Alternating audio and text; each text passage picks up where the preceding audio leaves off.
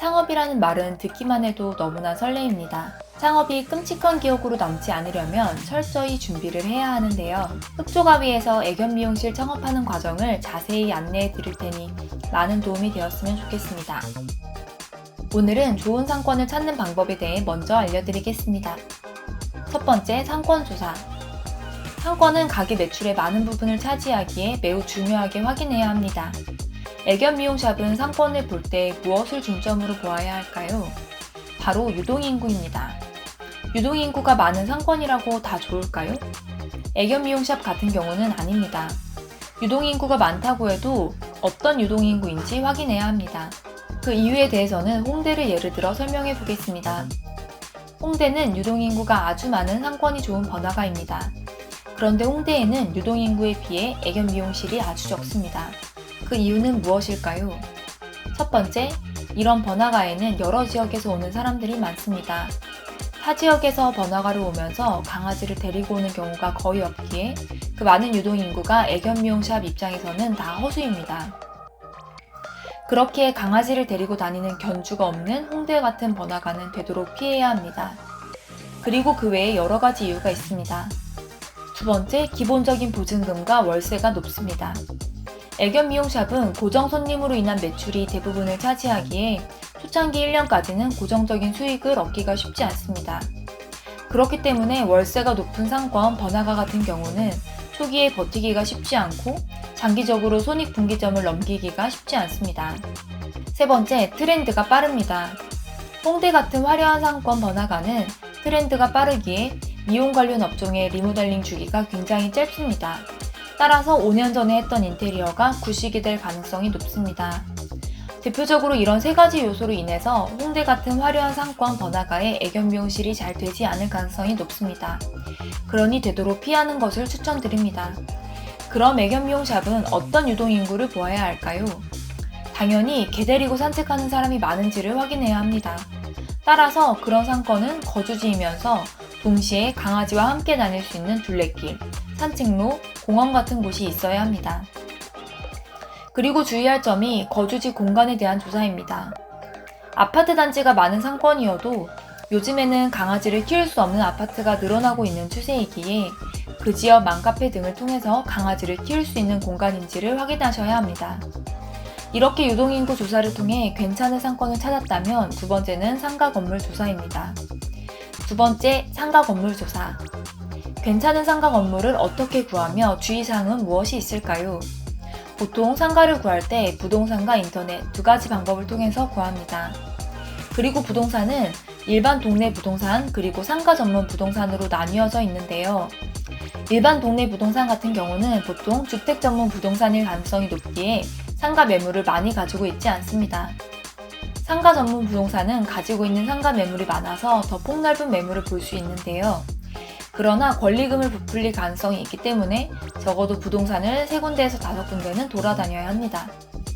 그리고 부동산을 이야기할 때 어느 업종을 할 것인지, 몇 평을 원하는지, 보증금, 권리금, 그리고 월세를 어느 정도 생각하는지를 구체적으로 이야기하셔야 합니다. 그렇지 않은 경우엔 나와 맞지 않는 곳을 알려주어 시간 낭비될 가능성이 높습니다.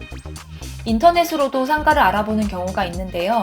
이런 경우 이전 세입자 또는 집주인이 수수료를 아끼려고 매물을 인터넷으로 올리는 경우이므로 권리금이 저렴할 수 있다는 장점이 있습니다.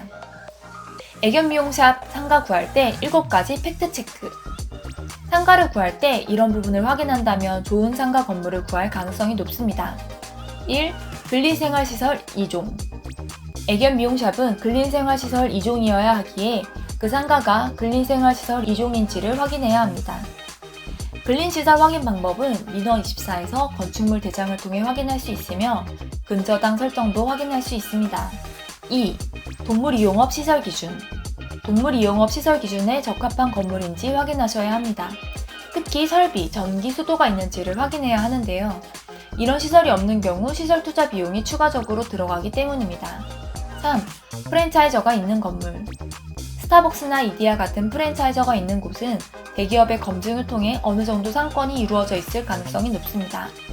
그렇기에 애견 미용샵도 잘 되겠거니와 나중에 공간을 다시 내놓을 때에도 잘 나간다는 장점이 있습니다. 4. 전면이 넓은 건물. 건물을 지을 때 1층이 월세가 비싸다는 것을 이용하여 1층 공간에 최대한 여러 상점이 들어갈 수 있게 폭이 좁고 깊게 공간을 만든 건물들이 있는데, 폭이 좁은 공간은 소비 심리를 저하시키기에 최대한 전면이 넓어 보이는 상가를 찾는 것을 추천드립니다. 5. 횡단보도 또는 버스 정류장 앞.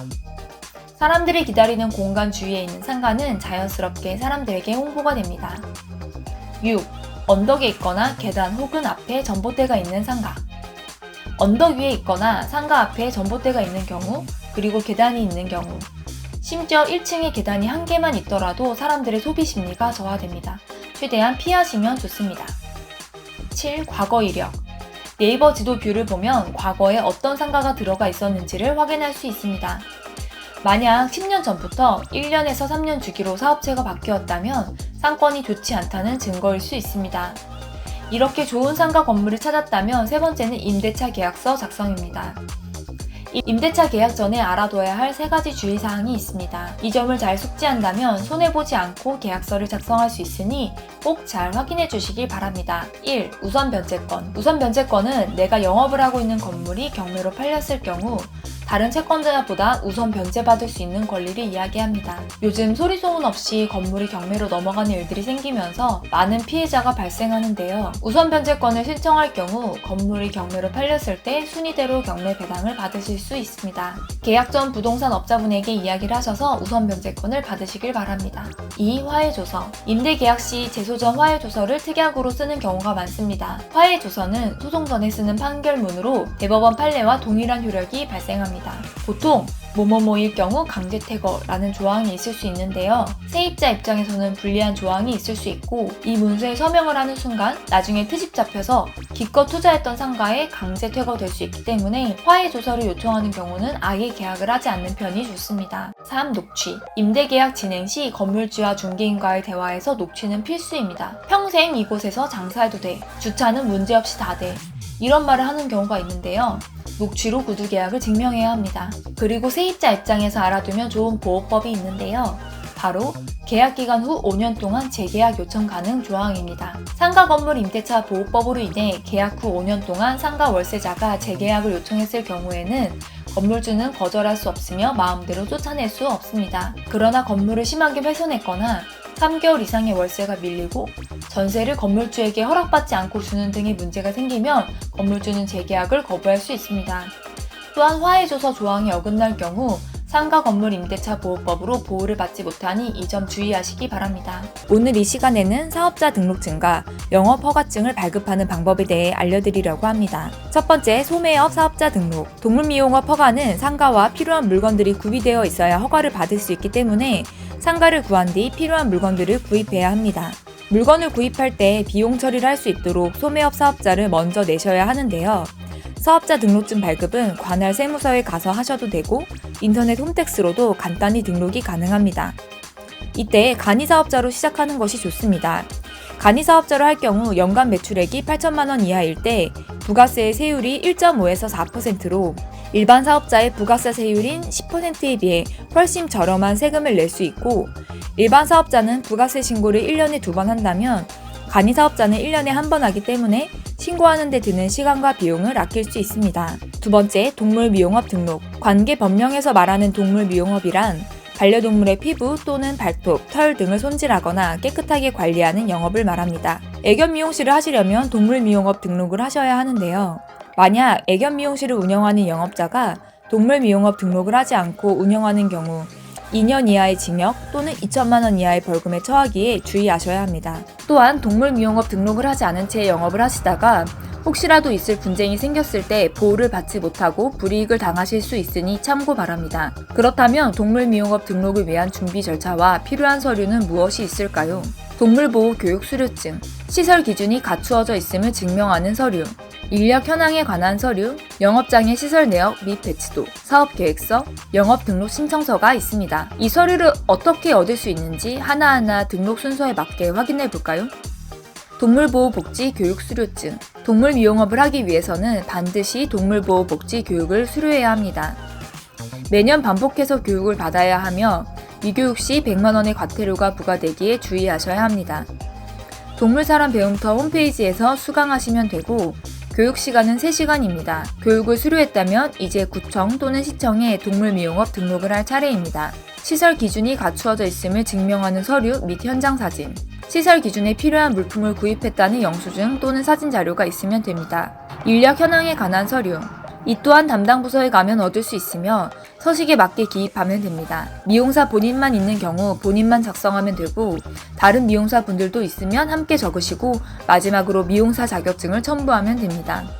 영업장애 시설 내역 및 배치도, 영업장애 시설 내역과 배치도는 간단합니다. 배치도는 A4 용지에 동물 이용업 시설 기준에 준수한 배치도를 필요시설과 함께 그리시면 되고 경우에 따라서 시설 내역은 사진으로 첨부할 수 있습니다. 사업계획서, 인터넷에 있는 사업계획서 양식으로 간단하게 적으시면 됩니다. 영업등록 신청서, 영업장 관할, 시장, 군수, 구청장에 가면 영업등록 신청서가 있습니다. 이렇게 서류를 준비하고 관할 구청에 가서 동물미용업 등록 신고를 하면 처리기한은 담당 공무원분의 영업장 방문까지 포함하여 15일 정도 걸립니다.